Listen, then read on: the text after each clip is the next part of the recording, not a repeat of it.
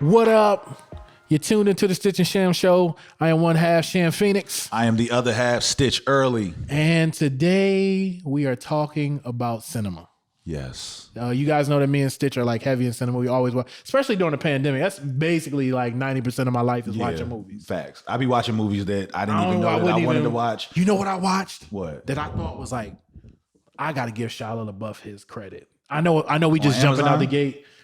Peanut Butter Falcon is amazing. Okay, so I need to watch that. All right. It is one, and I didn't know that it was based on a Mark Twain book. I didn't know that, but it's amazing. It's a really good movie. I haven't seen that. The one joint on Amazon that I did watch was Bliss.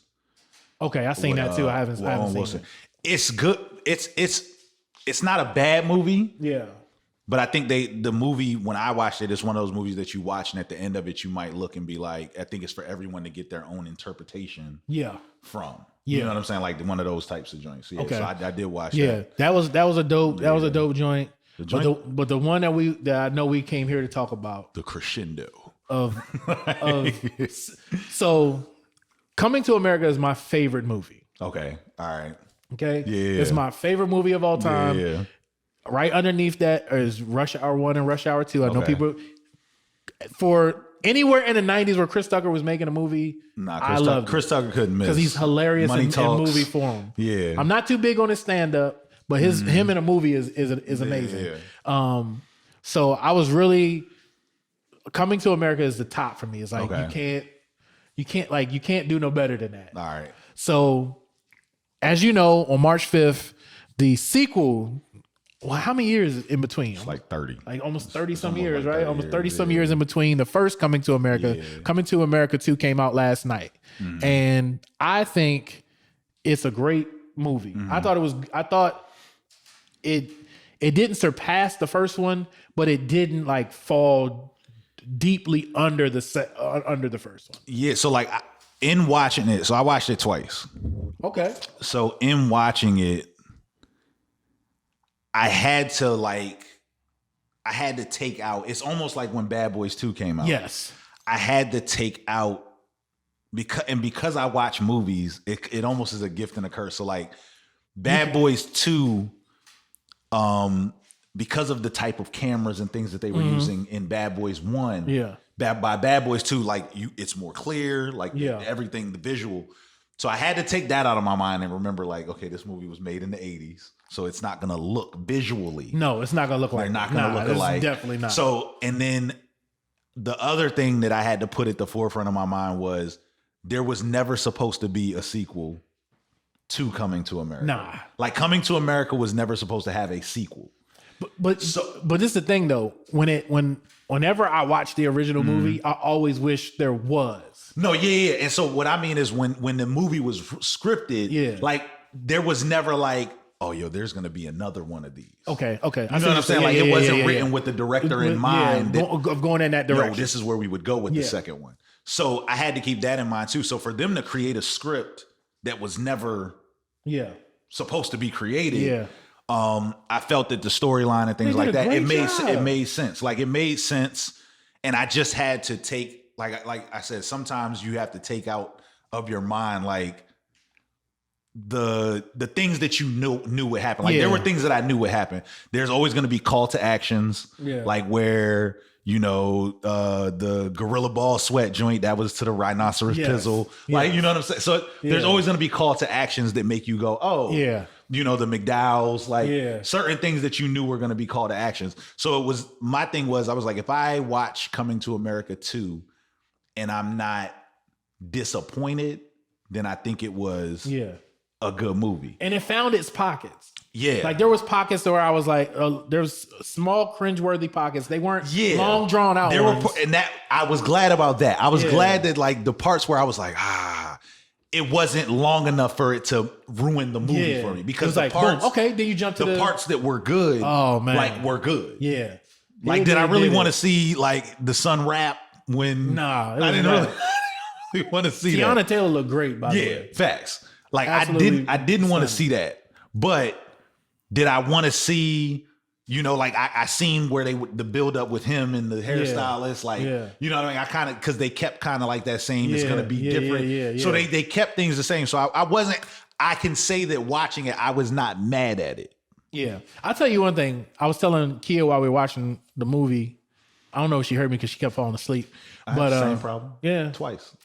And I'm going to say it because that's why I watched it twice. I told her I'm going to roast you. That's I'm why going I to roast watched you for doing that. I watched it twice. Yeah. Because we watched it the first time. Yeah. I watched it the first time. So I'm going to tell you how we shaped the landscape, because we were texting prior to me watching it. And that's why I went zero dark 30 for that long period of time. I got pizza, wings, some fries, and probably around like 7:00, everybody came downstairs to the living room, and we all watched it together. Okay, got you. On the sectional. So we were sitting, and I was like, all right, man, we about to watch this movie. Everybody seemed excited. Yeah. And then my mom she ate them wings and started falling asleep. And kids started falling. So the only people that were up were me, Malik, and Kimara. We were the only ones watching the movie. Yeah. So I leaned over to my wife and was just like, I don't know if she heard me, but I was like, Black women are made for cinema, for film. Yeah. Like Black women age so well that you can have a long-standing situation as far as like TV series and things, and like they can look like Lisa like Lisa. Not facts from the first one.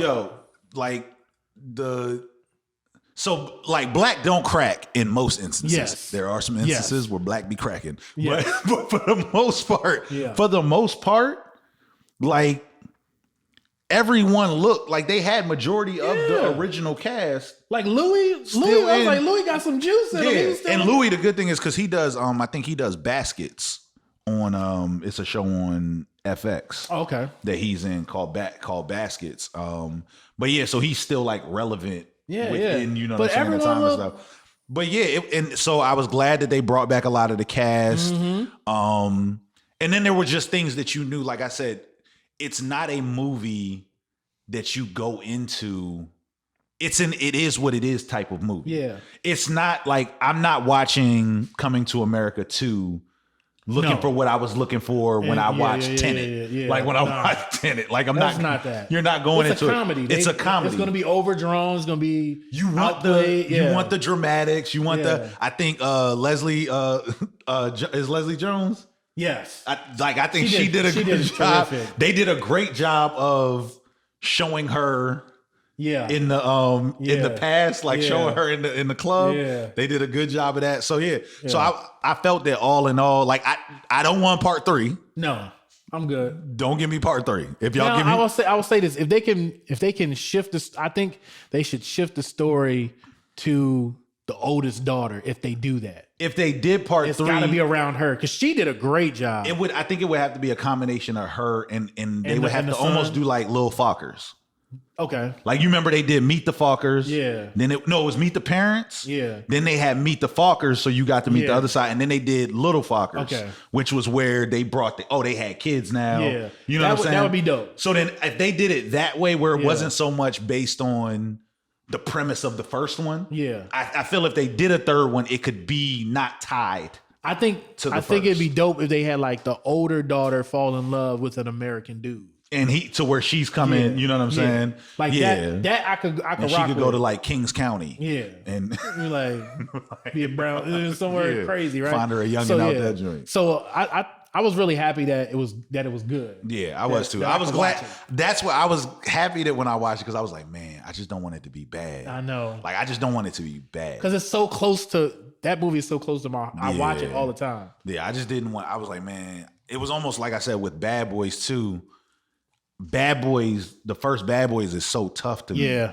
There's so many moments and so many scenes in Bad Boys. Like when the Porsche is going through the walls at the airport, it's one of my favorite joints. And I was like, please don't mess this up. Yeah. Like, please don't mess this up. Like so even Bad Boys 3, Bad Boys 3 I like. Yeah, really Bad Boys 3 I like. Like I think in order it's Bad Boys 3 is the third. Yeah. The second one is the second one. The first is the best one. They all stand alone. Yeah. It's rare for a part 2 to outdo a part 1. Like Friday. All those Fridays stand alone. They don't compete against each other. So because it's their own entities. It's definitely hard. Like none of the Fridays will ever be Friday 1. No. Because you'll never get Chris Tucker. But I can watch all of them. But you can watch all of them. Yeah. So it's definitely that. So that was one. Yeah. So there was a documentary that I started watching. Allen versus Farrow. It's about Woody Allen. So I don't know. And his ex-wife. This is what I be saying about Woody Allen. America has let him skate by. Hey, Woody Allen for a couple years, man. His name should be Woody Wildin'. Yeah. Like Woody Allen. That guy's off the chain, bro. Son. So like I knew because the stories from his wife are alleged with the daughters. But on the documentary, you have the daughter. The daughter she says it? The daughter who it was done to. So you have the Asian daughter that was adopted. Yeah. So she was married, I think, 2 times before she met Woody Allen. Yeah. She, in those 2 marriages, she had a set of twins, 1 child, and then she had, they adopted 2 kids. She then she wanted to adopt like a teenage kid. So this was the one that Woody Allen is with now. Is married to now. Yes. When she met Woody Allen was like, I'm not really into kids. I don't want to be around no kids. Yeah. So I'm going to have my place over here. You can be there with your kids. And we can still date and stuff like that. I just won't be at your crib because I don't want to be around kids. All right. And then he finally agrees to have kids with her. And they can't get pregnant. So she wants to adopt. And he's like, well, I want it to be a blonde girl if we adopt. I want it to be I want our baby to be a blonde daughter. I want to have a blonde daughter or whatever. This is from like what it's saying in the joint. So they adopt. He ends up having like a strong take. I have a daughter. I understand the father-daughter. Like his strong taking was different than mine. Okay. Different strong taking.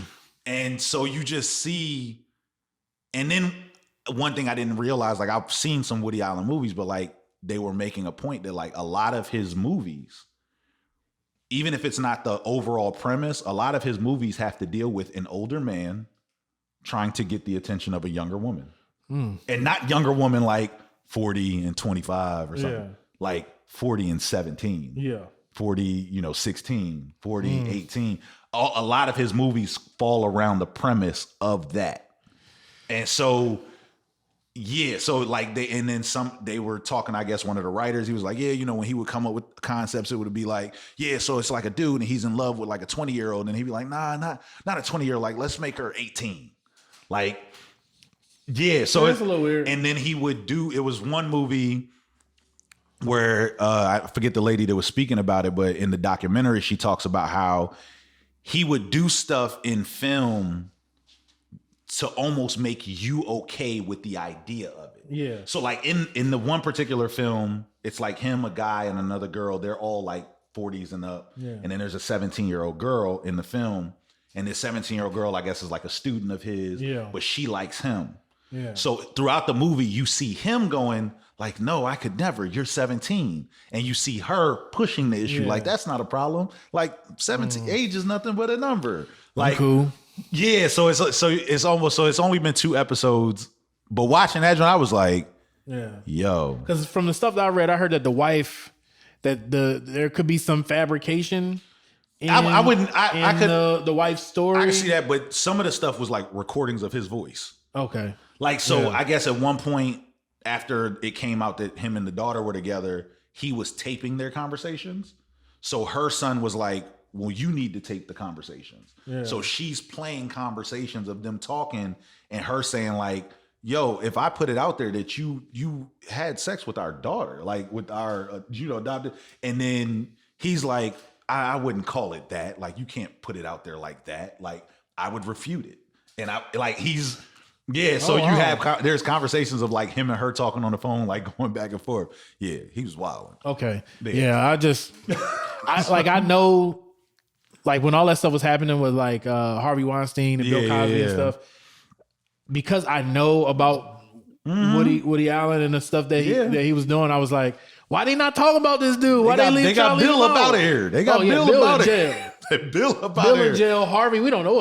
I ain't know what they did with Harvey. I don't know what they did with Harvey. I know he tried to, I think he did. I think he did get locked. I think he tried to play like he was, I guess, like needed a heart surgery or something. Woody been getting away with it for a minute. Woody been wilding. Like, that joint, seeing that, I was like, and like you said, allegedly, like, I don't know none of them. So, but to see it and like having kids, I was just probably like mad cringeworthy, wasn't it? Yeah, I was just like, what? Like, why would you even be in that position with your child? Like, but that was another one. Did you see the United States versus Billie Holiday? Yes. Okay. So let me start off. Okay, Andrea Day is a brilliant actress. Yeah, she killed that joint. She killed it. Yeah, she killed this. That This is where my gripe comes in. I feel like in Hollywood they only give awards to black women when they get naked. Halle Berry. That's just how I feel. I don't know if I can back that up factually, but it just feels like we're only going to recognize you if you do seductive things on camera. Her performance alone could have warranted the Golden Globe by itself. Facts, 1000%. She killed it. Yeah. Like absolutely killed it. She did. Like, while I was watching it, that's what I was saying. I was like, yo. And even though and this is the other perspective that people have to understand. Lee Daniels is a homosexual male? Not just being homosexual. Oh, okay. He is a proponent of extreme, outlandish drama. Oh, facts. Like if you see Empire, Star, it's gonna be it's the excess of drama, right? Yeah. So because he was the director of this film, that's what you were going to get. You were going to get the extreme version of drama. I didn't know that he was the director of the film. Yeah. So as I'm watching the film, I just felt that it was kind of all over the place. It was and so I'm the person that anytime I watched before I watched the Fred Hampton movie, like I watched Fred Hampton speeches. Like I want to make sure you sounding like him. Yeah. If you're not, you know what I mean? I want to see what the historical facts are behind this film. And so did that same thing with this one, like looking at the historical facts and then seeing, of course, just like in the Fred Hampton joint, there's characters that aren't really characters. It's made up to pull the story together. Yes. But the overarching like storyline is that. And it's just that I felt that she was so much more than like drugs and men. Yeah. Like, you know what I'm saying? Yeah, like she was. I feel that she was. Do I feel that was probably a part of her? Yeah. But I feel that she was way much more than just like, I feel the movie was like, it almost could have just been a drama where it was just like, oh, we're going to do some drugs. We're going to have men around and we'll throw some singing in between. But if you look at the artistry of Lee Daniels, that fit. No facts. It was like it was basically like they dropped her into Empire. Yeah. Yeah. Is all that needed to happen was for Lucius to pop up. Yep, and Cookie. Yeah. Like come around the corner and it was definitely to me it reminded me of the premise of Star. Yeah, like just so it wasn't something that I watched and was like her, like I said, her acting. Oh, top her acting was on point. And then I'm a fan of the dude that played the undercover officer. I know he played. I can't remember his name. Jimmy Spencer. Yeah. Like I'm a fan of his. I don't know what his real name is. Yeah, he was in Moonlight. Like he's been in a few other movies. You know what I mean. So I'm a fan of his just as an actor. But yeah, I guess I just didn't like the plot, how it was put together. It just seemed very like all over the place. Andrea Day's performance carried the film. Yeah. If she wasn't a great actress, the film would have been gone. It would have been because while I was watching it, it was outside of when she got into her bag. When she got into her bag, it was like, oh, all right. It's so much so that I was like, I can't wait to see her in a film that doesn't have Lee Daniels anything to do with where she can really show her thing. Yeah. Because I was just like, oh, okay. I didn't again, I don't know what Billie Holiday was like. I'm not from the 1930s. So I don't know. But Like I've listened to Billie Holiday's music. I never knew what Billie Holiday sound like or talk like. I know about Strange Fruit. Yeah, like, you know what I'm saying? We know about those things. Watching the film, I knew that whatever Andre Day was doing, she crushed it. Yeah. That was the one thing I took was like, yo. But the other thing I think people have to realize too is if we're talking about the 1930s, 1940s, 1950s, 1960s, it wasn't a highlight era for women either. Nah, facts. Yeah, like women were being treated just as Billie Holiday was being treated. Like they didn't even have, there was no rights to vote. Some of them couldn't even work. Yeah, and I feel like they tapped into her past like a little bit. Yeah.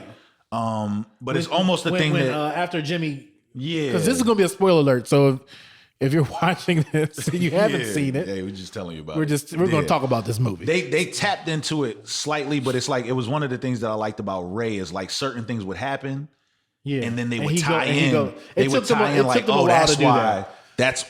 It took them a minute to get to that point to where. Do you remember when Jimmy Spencer took the heroin, right? And then that's when they went into the montage of her past life. Yeah, I think people missed. Maybe because I know a lot of people didn't catch it. Yeah, but she started being a prostitute at 10 years old. Yeah, that's because her mom was like, "Yo, you gotta bring money in this house." So when people were like, "Oh, this is just about toxic men," I was like, unfortunately, and from what she has experienced, sex doesn't mean anything to her. And that was my thing. I feel that they could have did a better job of showing that, more or less, and not necessarily showing, what happened, but showing, like, really putting the writing on the wall and not making it such like so vague, because it was quick. It was like you had to hear her mom say that and then go. You had to make up your own storyline of, so this is why this is this and this and this. Yeah. Whereas in, like I say, in Ray, they did a good job. Like, they showed it to you. Here's Ray. Here's Ray. Oh, so that's why he was at. Yeah. That's why he moved like that. That's why he did what he did. Yeah. Like Ray will always be the quintessential biopic. Yeah. For life. And the same thing with Malcolm X. Yeah. Malcolm X, they did that. Malcolm X, they would show, so we're going to show you the past first. Yeah. To show how we get to the present. Yes. Like, so now when we're in the present, we're like, oh man, so he know him from back then. When he sees Spike Lee's character and he's like, oh, you understand the connections and things like that. I just feel with this one, it was just like if you took a bouncing ball and just threw it and let it bounce around the room. Yeah, that's what it is. It was like that. It definitely was like that. It wasn't like a free throw where you like, okay, he's dribbling. Yeah. He's going to shoot. Because even after remember, like, they stopped the bus and she looked like, I don't know if she was going to shoot up heroin in the middle of the cornfield. Okay, yeah. Or she was going to pee. I don't know what. Yeah, I think she had to use the bathroom. Yeah. So, and she seen the person hanging and then it went into this artful montage.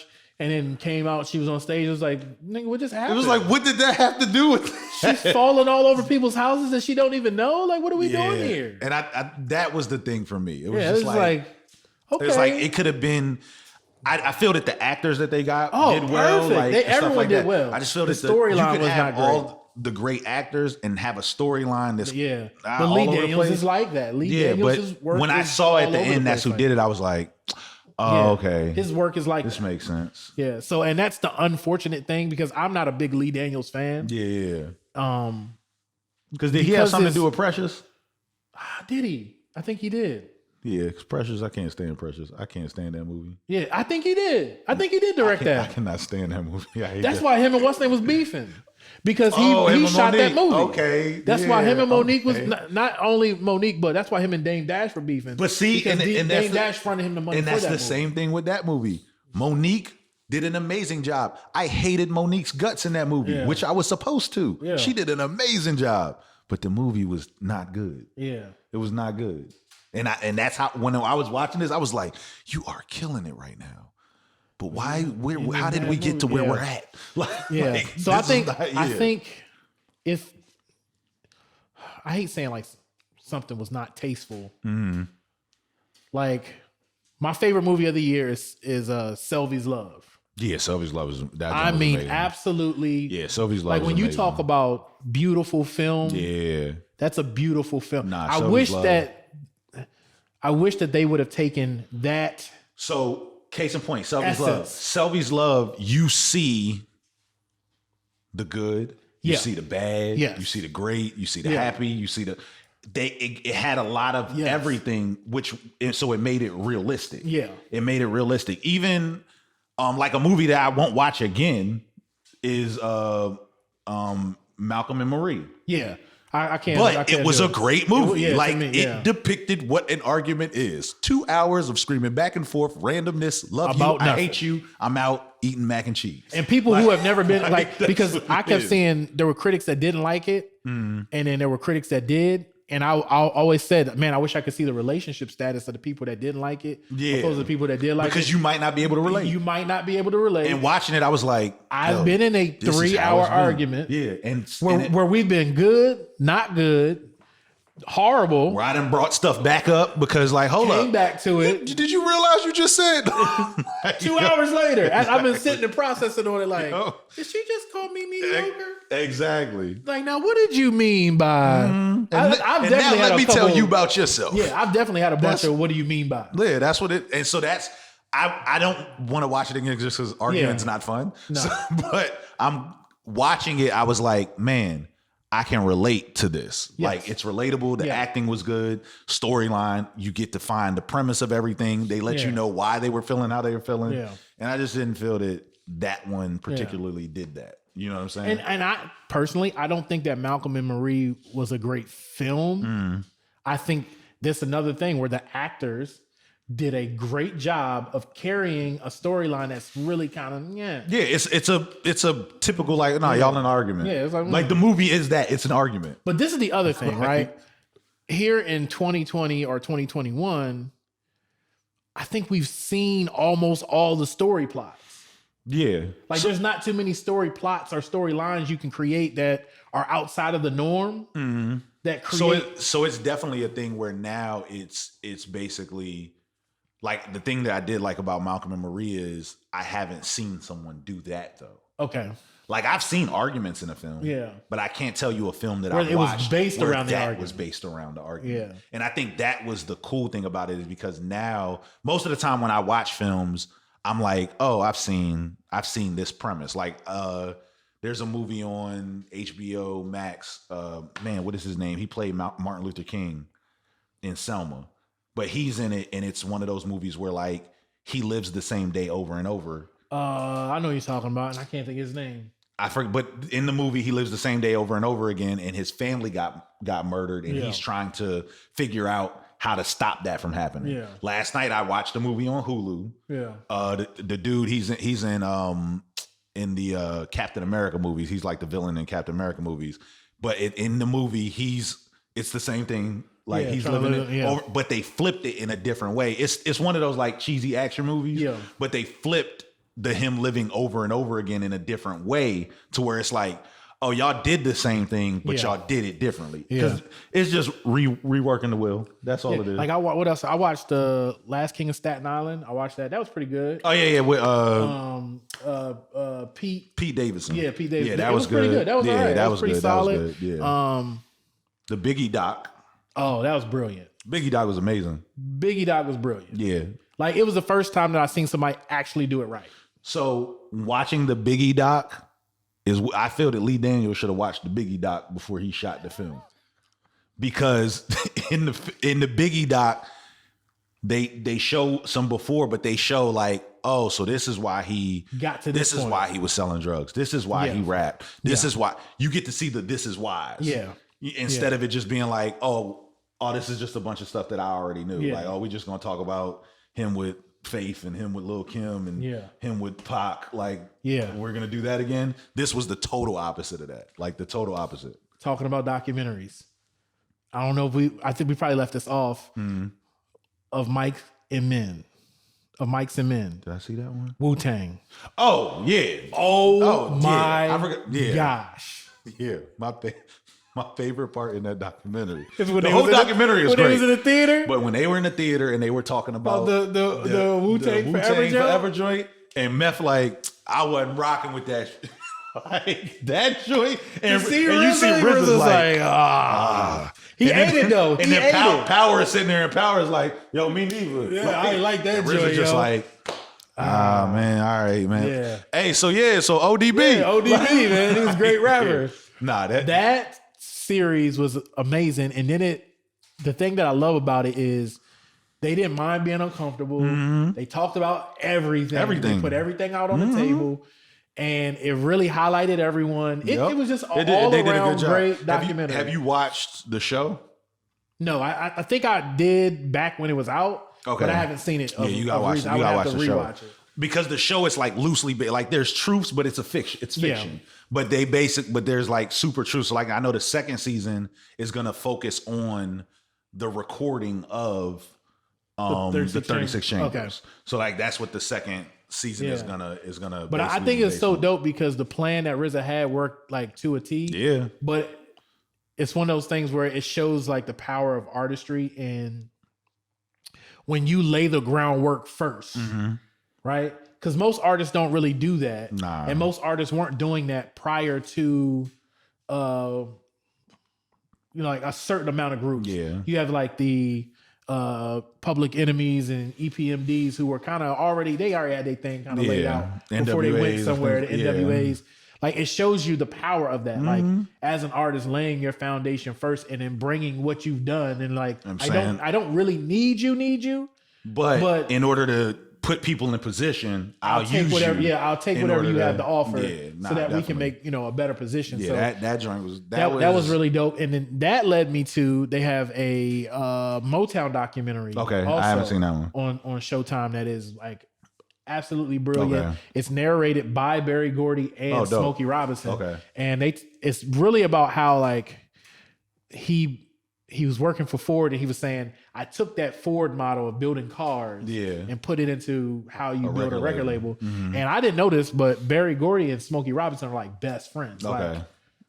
Like super best friends. Mm-hmm. And it's like whenever you watch something that makes you happy. Nah, I feel you. Because that Motown music I think great. Especially when you find, I like watching documentaries and like finding out stuff. Yes. That like I didn't know. Yes. So like, for instance, like with the WuTang joint, I didn't know about Ghost. So in the show, Ghostface brother and his two brothers, I don't know exactly what disorder or whatever they had, but I know it caused them to where they can't walk. Yeah. So I don't know if it's like cerebral palsy. I don't know exactly what it is. Hold on. When you say the show, are you talking about the show, the movie?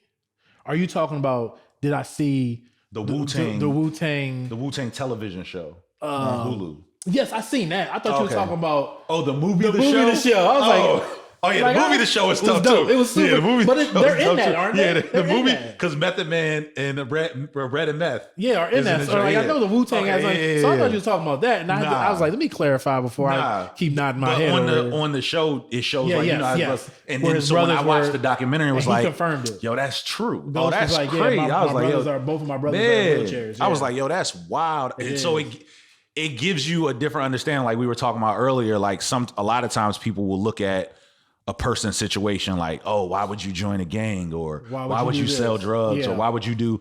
And you come to find out in some people's lives, like some things weren't a choice, so to speak. Everything is a choice, but it's like if I grow up in a Crip neighborhood and my parents are both Crips, I'm a Crip. or this situation, right? Like I grew up in a neighborhood and the only people I see with the means that I need to survive are gang members and drug dealers.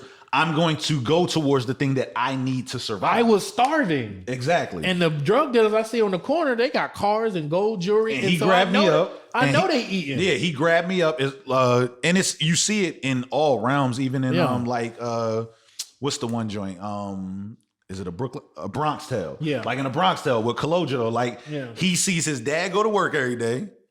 And then he see the dudes on the corner and he's like, yo, these dudes got suits on. They dress nice. My dad dressed bummy. He be on the bus all day. He come home tired. I don't want that. I don't want that. Like, I'm going over here. The working man is a sucker. Like, you know what I'm saying? So, and he didn't say it based off of what he was taught. It was like, no, this is just what I see. And for me, it was a total opposite.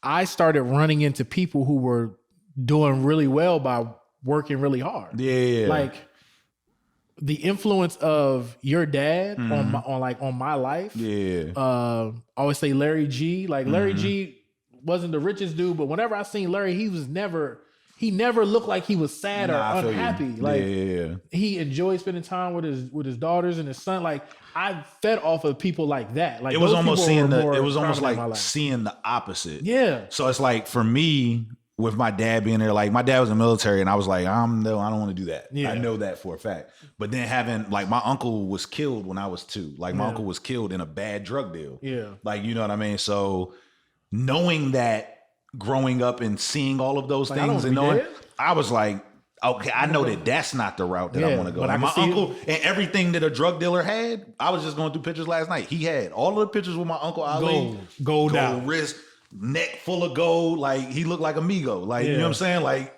out this joint killing it. Yeah. But I knew that wasn't the route for me. And then all of the dudes that I knew that sold drugs at one point or another, when I moved to Japan, it was calls from my grandmother. Oh yeah, such and such just got killed. Yeah. Such and such just died. So it was like, yeah, I don't think that's what I want. Yeah.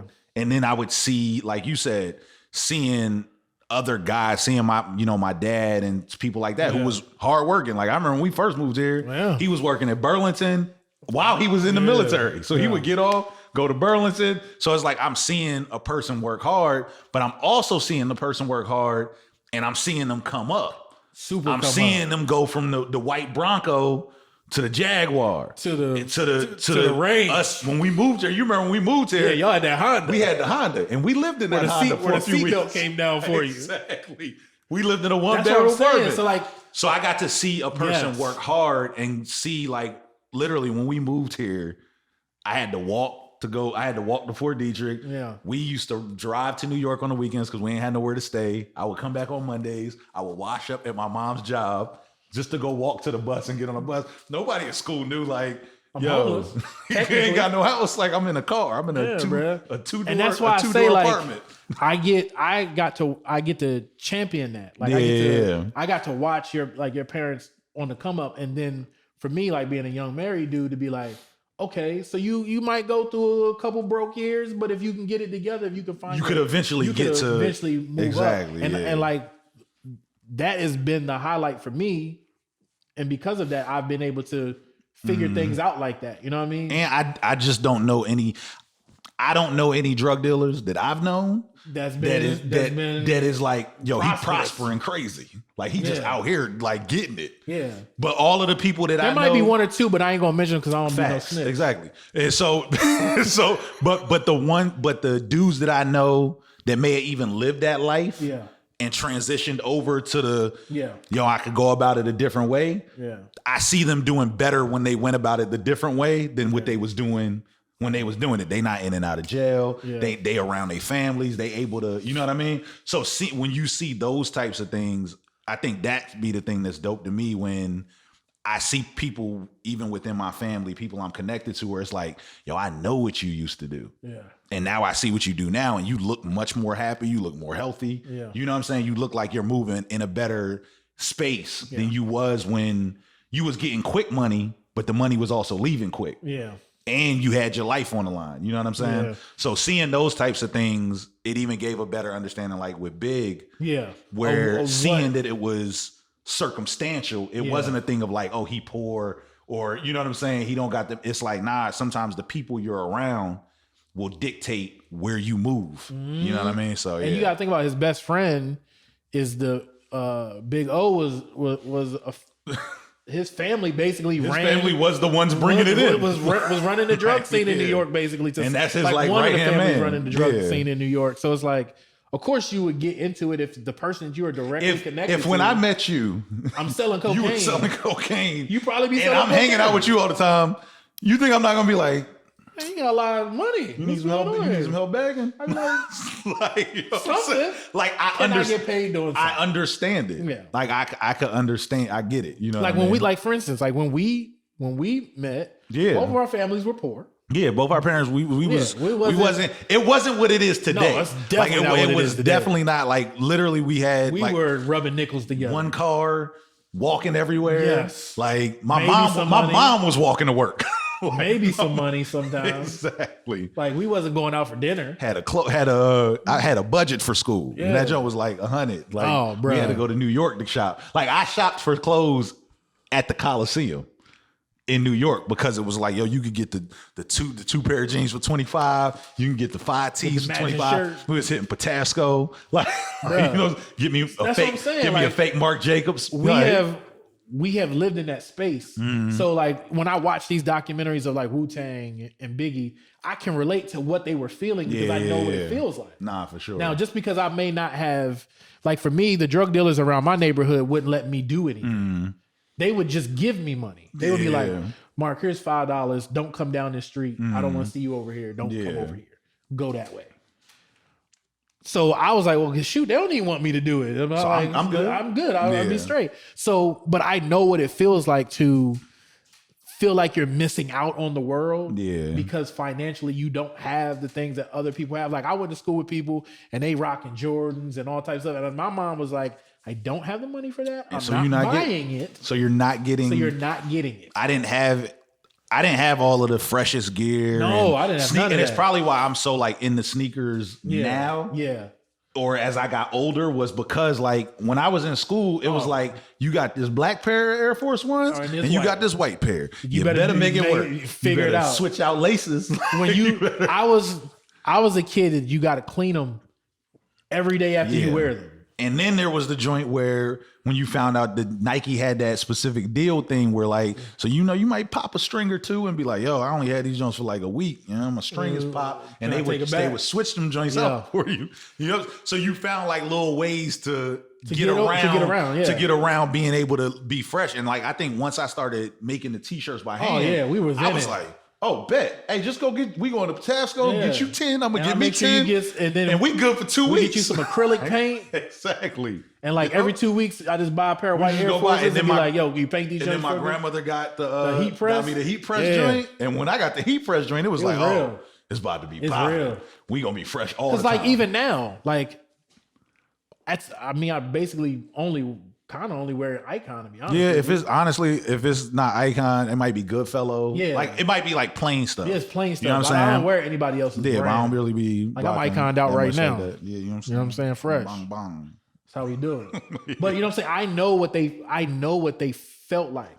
Yeah, because there were kids that were my age that were selling drugs. And they were buying the race car jackets. You remember when the race car jackets was hot? Son, Charles used to stay with a fresh Charles Thomas Steele. With a fresh race car joke. We used to stay with a fresh race car jacket. Joint. He had the Eminem joint. Because the joint was the NASCAR joint. Yeah, the yellow, green, and blue joint. When he used to come to the school with that, I'd be like, yo, that joint is so fire. I can't afford it, but yo, I'm glad you rocking it because that joint looked tough. He did always have a fresh joint. He had a fresh joint, but the Budweiser joint, he stayed with a fresh joint. And it wasn't until, I don't know who put me on to South Street in Philly. I don't know who put us on to that, but we used to go there and get the throwbacks. Oh, yeah. Because I think it was one time that we went up there. I'm trying to remember who we saw. I want to say it was somebody from De La Soul. That we saw, like we just saw, like in passing. We were there. We were all there. That we saw, like in passing. I remember when we were up there. But just going to the different spots like that. So you do there, like you said, you can understand where something like not go through the same situation, but be connected and around people. Like I don't know what it is to not have a dad in my life because my dad has always been there, but I've been around people who don't have dads. Enough to go like, man, I know what that is. What it feels like. I could, and I know what it feels like based off of like what you're telling me. You're explaining your emotions to me. You know what I'm saying? So so I definitely think that those types of things. So watching the Biggie doc brought a lot of that up. Yeah, where you even saw as far as like with his pops and you know what I'm saying. Like you see all of those things and you be like, yo, that Biggie story. Mm-hmm. That's my story. Like when you see that joint, it's like, yo, that joint is kind of crazy. Like my mom got pregnant with me and didn't know that my dad was married and his wife was pregnant. Yeah, like, and that was that. That's a real thing. That's a real thing in real life. That really happened. Yeah. You know, and so like when I seen that, I was like, oh, that's crazy. Like, but it's stuff that has never, and I think that was the plus about it is you never saw that in no other Biggie Nah. Doc. Like like when they went to Jamaica and showed like, that his uncle was his uncle, I was like, yo, that joint is crazy. Cause like that's like my family heritage and stuff. Like, you know what I'm saying? So it's like, yo, that's wild. Yeah. Like, and that's all you really need to make something great is to be able to relate to it. Exactly. Yeah. And cause when you see that, you be like, man, that's wild. Like even with United States versus Billie Holiday, it wasn't that I couldn't relate to the story. I know plenty of women that function like that. Yeah, no, 1,000%. And have been in those situations. Like, have been in those situations. I felt like there just could have been a better way to bring it across. Yeah, there could have been. I think that there was a better way to bring it across. Yeah, but of those joints that we watched, I think that was the Billie Holiday, and then the other joint that is tough is I think it's Hip Hop Undercover. I think that's what it's called. It's on Hulu. I ain't seen that FX did it, and so FX did a joint where it was like talking about hip hop, but it was like, before there was hip hop, there was the streets. Yeah. So they focus on 4 key street people that kind of brought the culture. So it focuses on Big U. Okay. It focuses on Haitian Jack, Trick, and Deb Antony. And so some of the stuff I knew, and then Bimmy. So I had heard the name Bimmy, like listening to LL Cool J. Yeah. LL Cool J had said Bimmy's name. Bimmy was a part of the Supreme team, but Bimmy is also Deb's brother. Oh. So I've seen Dude before. I never knew that it was Deb's brother. And then so they went into about Deb, of course, she managed Nicki Minaj before she was Nicki Minaj. She managed Gucci, French Montana, all of them before they blew up. So it goes into that. Big U. I think I was telling you a little bit about the Big U joint and how him and Nipsey kind of had it out. But then they meshed and Nipsey hit him and was like, yo, I want you to come manage me. So, and then him and Corrupt had a relationship. So, Corrupt is the one who got him in once he got out and stuff. Trick on his relationship with Eminem and Proof. Yeah. And Trick is probably to me, when people talk about the stories of you have to call him if you're a big star. Yeah. And I wouldn't have to call him to go to Detroit. Yeah. But if you're a big star and you get ready to come to Detroit, you better make sure you get on the phone with this man. Because if not, you could get everything taken from you when you arrive there. Ask Young Bird. You remember they was passing that transformer chain around like it was nothing back in the day. He had to change his name. He heat maker now. Yeah. He not Young Bird no more. He's going to. But yeah, very much so. But yeah, Trick and Big U are the best. I like them the best because I always like tough guys that don't act tough. Yeah. The tough guys oh yeah. I just feel we knew Suge did that and then that barber knocked him out. He was like, the whole time you could punch Suge in the face and knock him out. So it's you watch Trick and Trick is telling stories. You would never think that he is who he is. Yeah. He tells the story about, he was I remember Eminem sent me this track and in the track, he mentioned my crew and then he say my name and he's telling the story, but he looks so giddy and so happy. Yeah. I'm yo, he said my name. And it's yo, you Trick. No. You more famous than him. You Trick in the city, you Trick. Yeah. But he was yo, so to see him not be on this rah-rah tough guy. And then same thing with Big U, to see him not be on this rah-rah tough guy thing. It's always a dope thing, but that's, I think, another one people should check out is the Hip Hop Undercover joint. That joint was tough. That joint was real tough. That's the best thing that COVID did. And as far as slowing the world down. Yeah. And again, I always say, we know that people are going through financial things, health things, but I think it gave people a chance to just chill for a minute and experience different things, not from a standpoint of actually going to a place, but to watch something. To be able to sit back and just be I'm gonna observe. And watch stuff that you might not like. There's some stuff I've watched that I probably wouldn't have normally just turned to. Something else to do. Yeah. But now, definitely sitting and being able to be oh man, that's dope. Yeah. And it's so we had this talk where it's anytime we talk, it's this thing that we do. Yeah. Anytime, because our kids make fun of it. Yeah, all the time. All the time. Be that's how they know who's on the phone. They know who on the phone by the response when the phone, you know what I mean? So we had always talked about making it a segment. Yeah. Within I think over the last probably maybe 4 to 5 months. Yeah. I've noticed that we've talked more about movies and the stuff that we've been watching. Stuff that we've been looking so at. it's something that we may actually do where it's almost our version of like Siskel and Ebert's like thumbs up, thumbs down for different shows and different, movies and things that we watch. So we might incorporate that, you know what I mean, in some way. Yeah, and what we do. So yeah. I think we should just have a movie segment. We can. I'm with that. I like really taking a lot of films. Because I love watching movies. We can make signs for it too. Yeah. And majority of the reference, I make mad references. It'd be like, yo, like Denzel and Fallen. Like, and then people like, I ain't see that one. Yeah. Oh, all right. Let me find another one. The Bone Collector. Yo, like any Denzel Washington, like I said, if they like, yo, the toothbrush, and it's going to be Denzel Washington brushing his teeth, I'm watching it. Because he probably do that joint better than all of y'all. Do it crazy. Yeah, he brushes teeth crazy, son. You see how, you know what I'm saying? You see how he hit the molars? That joint's crazy. Yeah, I'm definitely like real hype. I don't know what's coming. Oh, upcoming film.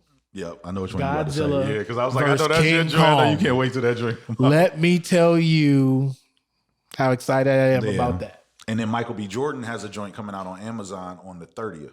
What is it called? I do not know the name off the top of my head. But it looks like an action. It almost reminds me of like a Steven Seagal. Which joint was it in Steven Seagal where like his wife gets killed and he comes back with a vengeance. Almost like John Wick. Almost like that type of joint. Okay. Like it's an I action. watch that. It's an action type joint. I watch that. So yeah, with Michael B. Jordan. So I can't wait for that one to come out. Yeah, I'll definitely check that one. So I think those are the two. Those are the two biggest biggest ones that I'm really off like the top right now. Yeah, that Godzilla and King Kong. Oh, and whatchamacallit wasn't bad. I watched Tom and Jerry.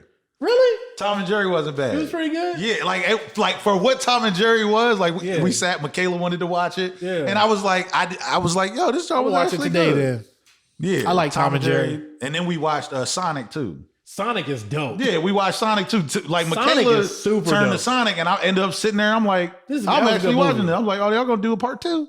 Jim Carrey, because Jim Carrey is just. Let me tell you something. They might be doing like we all over the place, but they might be doing Ace Ventura, another one. Another one? Yeah, but I don't know if he's the tied to point? it. Okay. I hope he is because I don't want to see nobody else. Somebody played that. But yeah, what you about to say? They were, his dance scene in Sonic. Yeah, that was improv. It was not scripted. But I could see that he's like the person where you give him a script and it's like he just does. I'm just gonna do what I want. I'm gonna just do what I do. He was hilarious in Sonic. Nah, so yeah, Sonic was good. Yeah. Tom and Jerry was another. Like Tom and Jerry was good. Like that joint was. I'm gonna check that out today. Yeah, watch that. That joint. I'm gonna watch that today because I love Tom and Jerry. It's almost the like cartoon. I love Tom and Jerry. It's almost like Roger Rabbit, like where it's the cartoons in real world. Yeah, it's like that. Yeah. So I used to watch Tom and Jerry all the time. Yeah. So y'all because they didn't talk. Yeah. Like every now and then, Tom would talk, and I don't know if I ever heard Jerry talk. I don't remember. Yeah, it was like silent film to me. But the movie they did it. It has like a good premise and stuff like that. Yeah, so check that. Yeah. Take your time, all the time that you can, because I mean I don't feel like things are changing anytime soon. I hope so. Yeah. I mean I have hope for that. But take the time to check out some of the films that we watched. Some of the docs. We're gonna start having the yay or yeah or nah series because I was like yeah or nah series. Well, with the film, please go to patreon.com/Uhrise. Find out how to become a part of the university, man. We need y'all guys. You guys are very important to the things that we do. You can also go to uhrisemusic.com and check out some projects from me and Stitch. Go to Icon Nation. Yes. Get some gear. They got some new stuff up. Some merch. As you can see, the freshness continues. We thank y'all guys for tuning in with us. This has been the Stitch Sham Show. I am Sham Phoenix. I'm Stitch Early. We'll talk to y'all later. Peace. Peace.